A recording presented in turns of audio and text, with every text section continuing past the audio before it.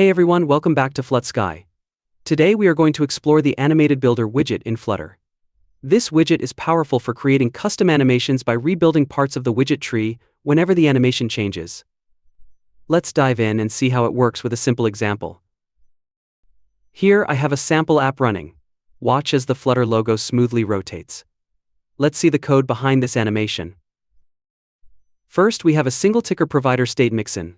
This mixin is used to provide a ticker for the animation controller. This is crucial for efficient animations in Flutter, as it provides the vsync object or animation controller it needs. And then we define late animation controller. This animation, which is of type double, it will produce a value between the begin and end values of the tween. This value will be used to update the rotation angle. In the initState method, we initialize the animation controller. This is a special type of controller that drives an animation. It requires a duration and a vsync parameter value. The duration specifies how long the animation should take to complete one cycle. We set its duration for animation to 10 seconds. The vsync parameter, provided by the SingleTickerProviderStateMixin, ensures the animation runs efficiently by only animating when the screen is visible. This repeat method makes the animation cycle continuously, repeating the animation indefinitely. This tween interpolates between the begin and end values. In this case, the tween goes from 0 to 2 pi, representing a full rotation. It is important to dispose of the animation controller when it's no longer needed to free up resources. This is done in the dispose method. In the dispose method, we call controller.dispose to clean up the controller. Now, let's move on to the build method. We return a scaffold with an app bar and a center widget. The center widget contains the AnimatedBuilder.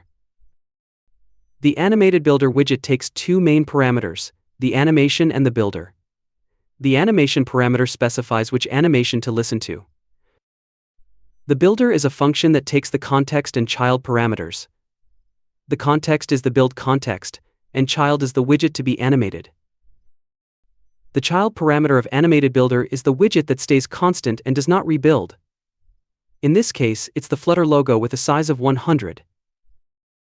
Inside the builder function, we use the transform.rotate widget to rotate the Flutter logo based on the animation value.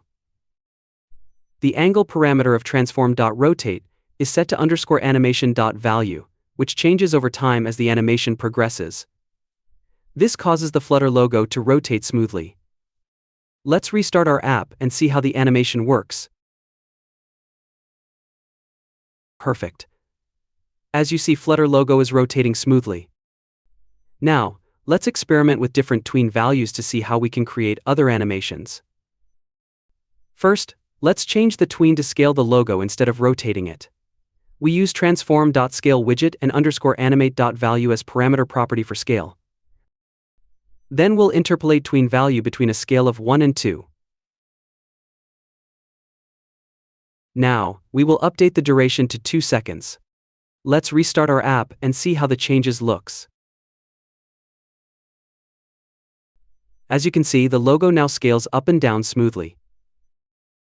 And that's it. With the AnimatedBuilder widget, you can create smooth, custom animations by rebuilding specific parts of the widget tree. We've seen how to use it for rotating, scaling animations. The AnimatedBuilder is a flexible and efficient way to animate widgets in Flutter.